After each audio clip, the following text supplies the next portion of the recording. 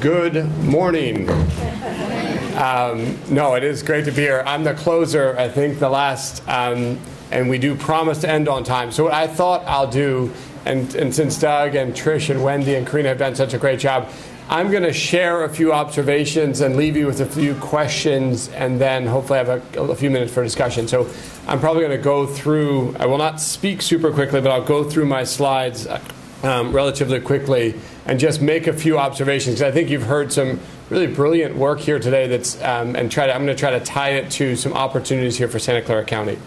And it is great to be back. I was at the Indian Health Center in the late 1990s. And also was in part with the Healthy Kids work in 2003 when I was at the California Endowment. So it's really exciting to be here on Friday, May 13th, when, if all goes well, on Monday, May 16th, every child in California will be covered. I mean, that's so Monday morning should happen. And I'm excited because we as a foundation are going to be supporting that in June, our board willing, but putting $1.5 million to make sure that all those kids who are eligible get enrolled, and learning from the great work you all are doing here. I want to start with this slide. We normally start with slides of people, right? And normally the punchline is, this is why we do the work. I want to add two additional points to this, because I think it is. Obviously, we're about human health and well-being and about families. The 2 points I want to add this morning about this slide are, these folks have to be in charge of what the outcomes are and what the agenda is. It's not just about us doing stuff to them and for them, and they're the beneficiary, and it's not just about a person-centered healthcare. If we really mean what we're talking about, it's actually our communities, our families who are setting the agenda. And the second piece, and you heard a lot both from Doug and from Wendy about communication, they actually have to be bought in. If we're really going to achieve transformational health outcomes, whether it's on UCLA campus or in Atlanta or in some of the other communities that we spoke about, or even in the workshops here, the people actually who we're serving have to believe in what we're doing, and it has to be a shared journey. And so I want to raise that. I raise it for ourselves as our foundation, that it isn't about services delivered, it isn't about output, it's actually about engaging communities and getting a shared understanding of what success looks like and making sure that they're along for the journey. Trish and I just got back from Cuba, and one of the most striking things about Cuba, who, just for the facts, spends $6 billion on healthcare for 11 million people, and their life expectancy is 78.5 years. So if you look, remember Doug's slide, we have some places in the United States where our life expectancy is at 55 years. They're doing something right in their healthcare system when they're spending a fraction of what we are. And I would argue that it's about the shared outcome and that they have a system. I just want to tell a quick story, and this is for the politicians in the room and for the policymakers, and you're all policymakers, about my experience in South Africa. I went there after the elections in 1994, and it was the year was 1996, and on the left is the Patients' Rights Charter, and it has things like confidentiality, informed consent, access to health care, very human language, right? In this case, English, but they translated all the language. In order to develop these patient rights, my organization did held 500 workshops all over the country in multiple languages, and it wasn't fancy and there wasn't an app. What we asked South Africans at that time was, what should be your rights in the healthcare system and what should be your responsibilities? And I just want to call out on this one, and sometimes in the US we get hung up on rights. There is a box at the bottom that says these are your responsibilities, to be polite to the health workers, to share your information. And so I contrast that when I would read the American newspapers, the US newspapers, I had to get them. Internet was new, but you could still read it. We were worried about managed care and legal definitions within managed care, and we were, was it 30 days to be seen for the first appointment or 60 days? And not that either is right or wrong. My point is the question you ask and how you word the question changes how you solve the problem. I think you all in Santa Clara know that better than most, and you have been at the forefront of problem solving in California, and you see it by your results that Kathleen said, but also in the country. And so I would encourage you to keep asking the next question, not the question in front of all of us, but ask the question that people really want answered, which is, how do they want to be treated in the healthcare system and how are they willing to act? How do they want their community to be? Do they want it to be like Oakland or Atlanta, or do they want it to be something that's desolate and where there's isolation? So asking the right question, I think, produces the answers. All right, here's a quick 100-year history of healthcare in America. One slide. So we wrote an article about this with Neil Halfon, a professor at UCLA, and some other colleagues. And we came up with a cute taxonomy, because when you're academics and you're not really running programs like all of you in this room, you get to label things like 1.0, 2.0, and 3.0. What we did this, we acknowledging self-effacing acknowledgement, what we were trying to do is a couple of things. One is note that we are on an arc in America. Sometimes we actually we think the immediacy of today, and we get into the weeds of our problem that we're solving, and we forget that we're on a longer narrative and a longer pathway. And we have come a long way from 1900 in the US. Life expectancy has increased dramatically in our country, even if it's uneven. And so we were worried about infectious disease and basic life expectancy through 1950. What we argue in the paper, and I would argue to you, is that for the last 65 years, we've been about 2.0, which is making our health care system work. It's about reduction of disease and reduction of disability. All I'll say on this slide, because I'm going to come back to it, is our premise is there's more, right? No, wait, there is more. I think you all in this room know that better than others. And what I'm going to do in a minute is encourage you to work on 3.0 and to begin to take that challenge seriously. The rest of the country is completing 2.0, and we need to do that work, as many in this room do. What I would encourage you all to think about, what does 3.0 look like in Santa Clara County? This is just some more detail, which I'll not go into because I'll leave these slides with you. But I just want to point out the shift that we think we're making. As William Goldberg, who's a futurist science fiction writer, says, the future is already here, it's just not equally distributed. So the future is here at UCLA, it's in communities that Doug described, it's in the work of the Healthier Kids Foundation, it's just not equally distributed. What we're encouraging is a shift from a team-based care within health system, that sounds like an accountable care organization, into a community integrated services with healthcare as a component. That's what Doug was talking about. That's what Wendy's talking about. That's the kind of future vision. And then we're worried about health, psychology, well-being. It's not just access to healthcare. That's critical, but that's not the end goal. As I said, in the interest of time, I'll move forward because I want to leave you all with some questions. First, I want to congratulate you. This is the rest of the country, right? And they're doing well. And we've been working on health insurance for kids for a long time. And we've made progress since this slide on adults. But you're at 3%. That is incredible, right? And as of Monday, every child in Santa Clara County has an option for health insurance. That is remarkable. And not only that, you've actually done it because of insightful policymakers in this county. Way before everyone else. You were the first in the country to increase with the Healthy Kids program, which I was proud to fund when I was at the California Endowment. But so a lot of states were talking about at 200, maybe 300. You've been at 400% of poverty for a decade. And now you've been talking about every kid, regardless of their immigration status, way before the rest of the country. So you are this dark, dark blue dot in the state of California, a bastion of and goodness on this. Now it's time for the future, because the work is not done. This is the work ahead of us. Because while children in Santa Clara County have access, and even Kathleen said there's work to do on dental care and some other things, the work ahead of us is around overweight and obesity. So the program, the 10 Steps to Healthier You, great program. Can we do more? Can we bring it to the schools? Can you take it and really address that at a population level?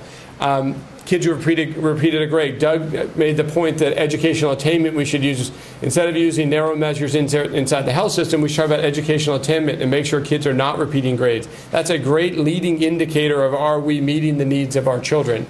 And then this is the one I think we were at the emerging stages of even acknowledging, even though the research has been available for 30 years, is the adverse child experiences.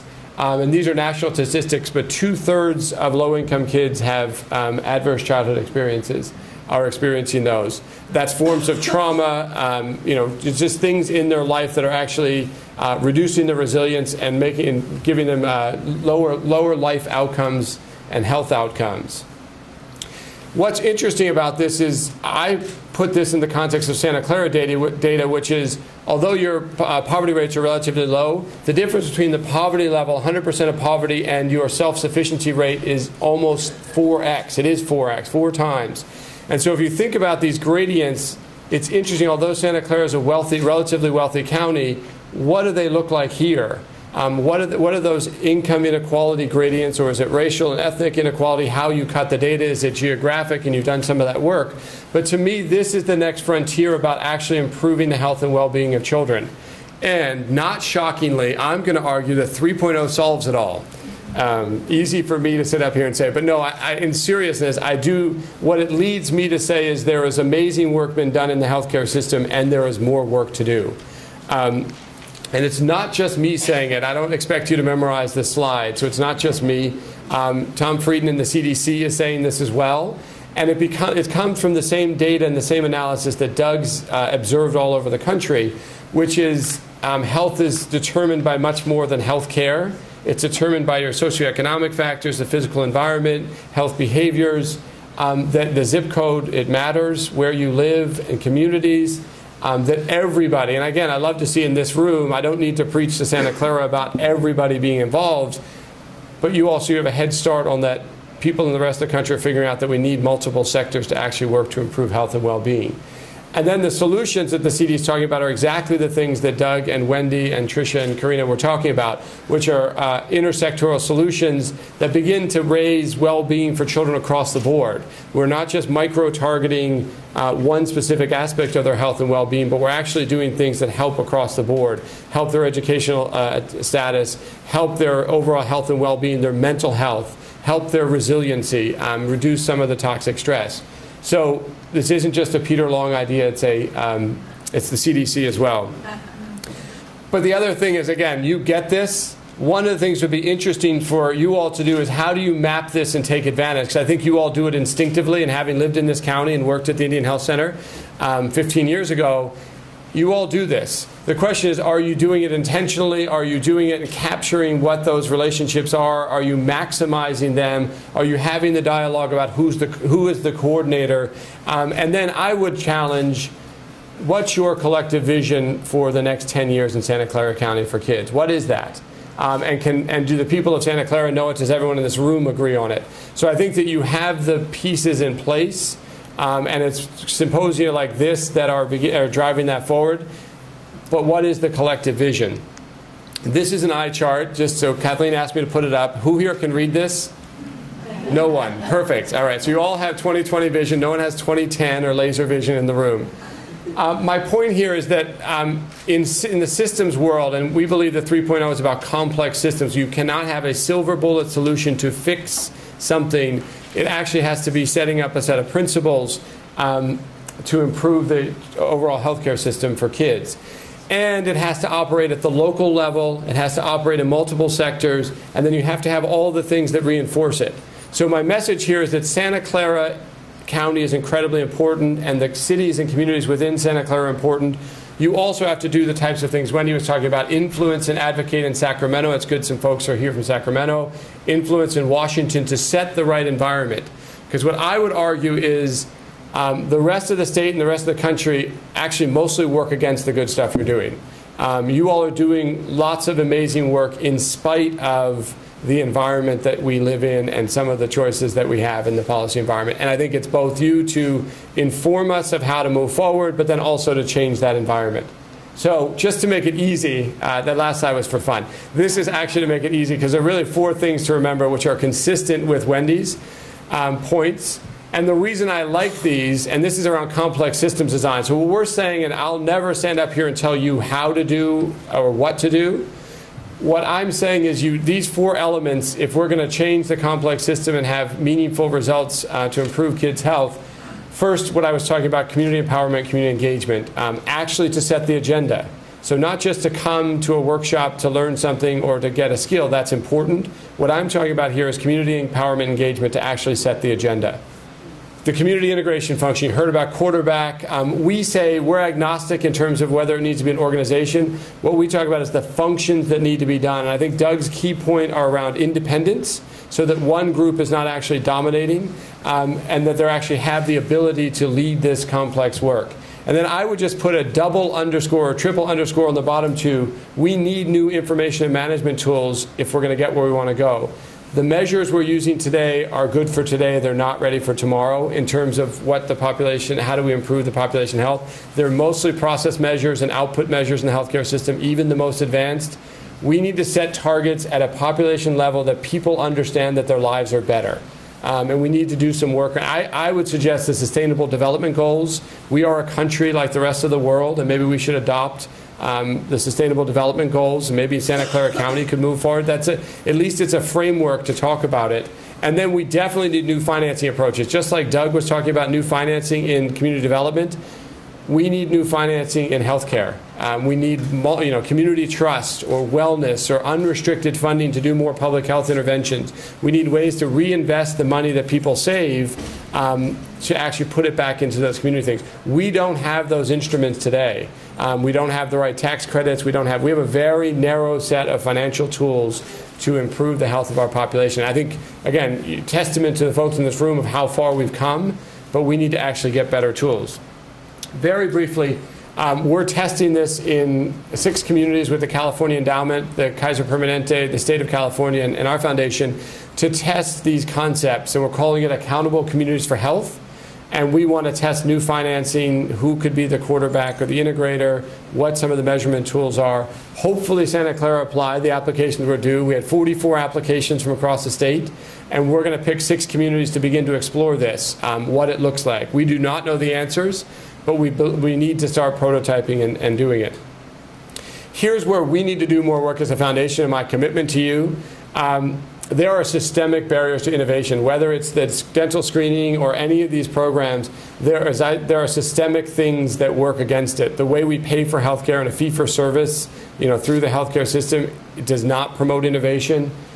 We have uncertainty of evidence. I mean, Wendy was talking about common sense and RCTs. Somewhere between common sense and RCTs, we've got to have an agreement about what we think means success, right? What we could say this should be sustained, scaled, and replicated. We don't agree on what success means. We have limited engagement. And then I think the easiest one is we don't understand replication science, but other fields have gotten that, and I think we could learn. Lots of folks get hung up on just spread and scale. I would argue that the payment and some of these other things are actually bigger barriers, and they're not going to be solved in this room. And I think it is Sisyphusian to think that we ask every community project and every nonprofit to start solving these. So we've given a grant to the Aspen Institute, and we are convening folks nationally. We picked Aspen because they're independent, to start figuring out how are we going to solve these problems as a nation, and how are we going to begin to address them? Because until we do, we're all swimming upstream. Last point I'll make, and then I'm going to ask some questions to you all. The other observation I've had as a funder is oftentimes as a funder we're delusional. And we're delusional in the sense of this. I'll say, you can say and quote me on that. But our challenge is that we believe that when you give resources to a nonprofit organization or to a great organization, and you get something done in the world, we think that's enough. And that's not even the beginning, because if our goal is meaningful change in the world at scale, where we're actually improving people's lives, improving children's lives, we actually have to spend a lot more of our resources proportionally on all the things I call it the toolkit or the ecosystem. We've been focused a lot of our resources on the innovation, and we think there's the magic bullet innovation or intervention, which is the toolbox. What we need to spend is more resources around flexible, so that nonprofits and others actually have flexible resources to solve the problems in your community. Think about this replication science and help with that, and actually be a partner. Community engagement, supportive policy environment that actually supports the innovation rather than expecting individual grantees or others to do it. Learning community, kind of what Doug was speaking about, his organization as a learning community and providing technical assistance, and then coming up with new types of evaluation. Because we can't just rely on the 5-year RCT. We need more evaluations like the 10 steps. Did it work? Is it feasible? Great. We know it's based on evidence. We know it's feasible. Now we can do it. And so looking at new rapid cycle evaluations. And so my commitment as a funder, I'm looking at our foundation to do this better and more comprehensively, but also talking to my colleagues. And then it's not enough for us to fund a cohort of 8 or 10 grantees, that they all do great work, and then we have a new ADD and we move to the next item. It's actually got to be about, if we're in this for the long haul, you've got to build out the ecosystem. Now, your homework. So I did my homework. I did my mea culpa. Now I'd like you to do your homework. These are just some questions I have about 3.0, some unanswered questions. And I think they're really answers that you would come up with together. And I think how you answer these questions and others begin to shape what's your collective vision for the future. And even if vision for children or for the communities or for the whole county, who's in the system and who's not? In healthcare, we finally have, and we'll have all kids in the system. That makes a big difference on what you can do if every child is in the healthcare system, because you actually then can put population-level solutions together. If you make your system, though, if you define your system differently, and your system is now health and social services in San Jose, then you get a different set of solutions and answers. What's the best organizational structure? You have some amazing organizations here. You have a ton of great elected officials. You have, you have strong infrastructure. How do they work together? What's the way that they come together around a collective vision? Is there a single quarterback or others playing those functions? The policy environment. I think you all have done a good job locally of identifying things that you believe in. And how do you make sure that the rest of the state and the country begins to adopt some of that policy environment? And even if they don't agree with everything you want, how do they make a policy environment that creates the flexibility that allows you to do what you want to do? So you get flexibility, outcome, and resources. I think Santa Clara could do some amazing things. And then last, how are the resources? We know how they're allocated today, mostly within the healthcare system, and some to public health. How do you want to allocate the resources in your own system, and how do you want them to be together? I'm going to tell one cautionary tale because it was mentioned the DPP, and in fact, Indian Health Center has done a great job of doing the DPP after I was there, so that they had great leadership after I left and were able to do the DPP program. And the YMCAs are implementing it across the country.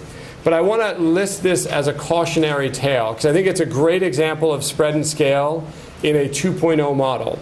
And here's why I say that. So I heard a presentation from the head of the YMCA, and it started in Louisville, and then they tested it. First of all, they were subjected to all of the healthcare levels of evidence, meaning they needed to do an RCT.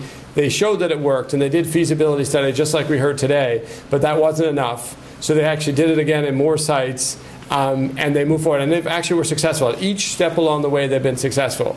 But in the process, the YMCA has now trained every one of its staff to become HIPAA compliant. The YMCA has a billing code for the DPP in order to bill for that procedure. And so the YMCA at some level, and we asked the point blank to the person, you've been sucked in by the Death Star, was one of the comments of the healthcare system. And so one of the things, as we think about population health or 3.0 solutions, are we using the 2.0 mindset? Because the money is in healthcare, we're taking great nonprofits and social services organizations and other folks, not even organizations, but just people, and sucking them into, you need HIPAA compliance, you need billing codes, it has to, and they're charging fee for service. You're like, if anyone, the YMCA is actually a beautiful community organization that is doing all the right things. In order to do all the right things and spread and scale, and if evidence-based effective program like the DPP, they've had to jump through every hurdle of the healthcare system. And I just want us to think about, as we're spreading, because the healthcare system has a strong magnetic pull and so many resources, as you create the new system, thinking about financing that isn't just, it's going to go through the healthcare system and kind of be pulled into that orbit. So thank you very much. I'm going to leave you with my Twitter account. I promise not to give you a nickname, an insulting nickname, or to get into a Twitter war with you. But that may be why I have 2,000 followers. I'll tweet about health policy and 3.0 and other things in domestic violence. But here's how you can contact me. And I look forward to continuing this conversation because as a Californian and a former Santa Claran, I always look forward to coming here and to the conversations with you all because I think you are leading the way, and I look forward to where you're going. Thank you.